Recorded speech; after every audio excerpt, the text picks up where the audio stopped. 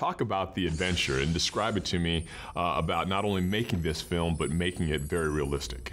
I'd say it's realistic to a degree. It's certainly not a documentary, but it does try and put back into an action movie things that have been kind of rubbed away over time, over the sands of time through Hollywood. I remember seeing this thing at this Jim Jarmusch movie where there was a lot of conversation about why do cowboys always throw their guns on the ground after they're empty. And they're saying it's a really weird thing to do because it's such an expensive bit of equipment. Why would you do that? You're going to break the gun. And I didn't realise it until we made this movie, is that it's impossible to tell when a gun's empty on screen.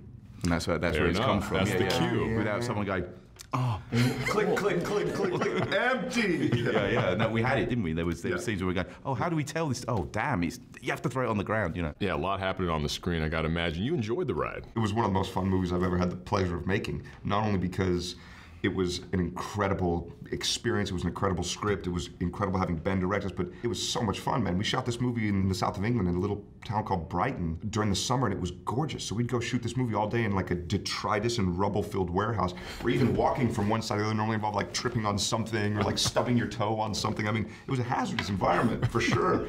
But then at night we'd go and we'd sit at a pub like outside and have like a couple pints and talk about what we were gonna do the next day, and then be like, all right, see you guys in the morning, and go do it all over again. Living the dream. It was wonderful. How much did you have to pump up your insurance policy to finish this thing?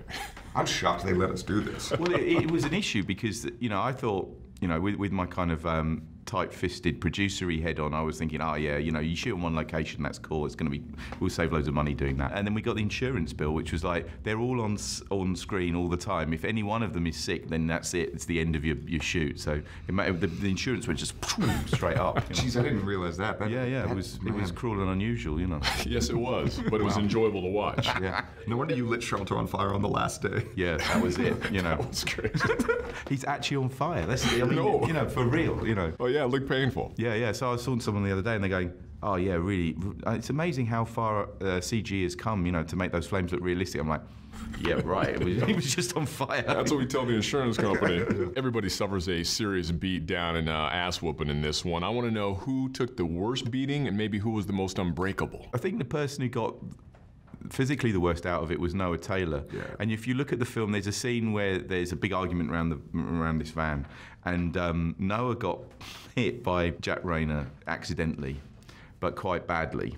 And he couldn't speak while he was. So when you see him doing his lines, he's going, oh God, oh. And I didn't notice this till quite a long time afterwards when I was looking at the rushes and going, what's happening with Noah? He's like, his eyes are rolling in the back of his head, and because he's such a trooper, he just carried on doing it. But yeah. What? Yeah. Well, also Noah, after that argument really goes down, at one point he was like, I'm gonna go under the car at one point, and it's like, you know, it's a van, it doesn't have that much space, and it's like full of rubble, so you're crawling over rocks to get under this van, and Ben was just like, are you sure? Yeah, okay, if you want to go into the van. Which then, because we shot this movie chronologically and sort of in real time, you know, I mean, it takes like a day's worth of shooting to really get a minute of film. So yeah, he was under there for weeks. Yeah, if he's under the van for a little bit, he's under there for a long time. That was a tough choice, day two. Yeah.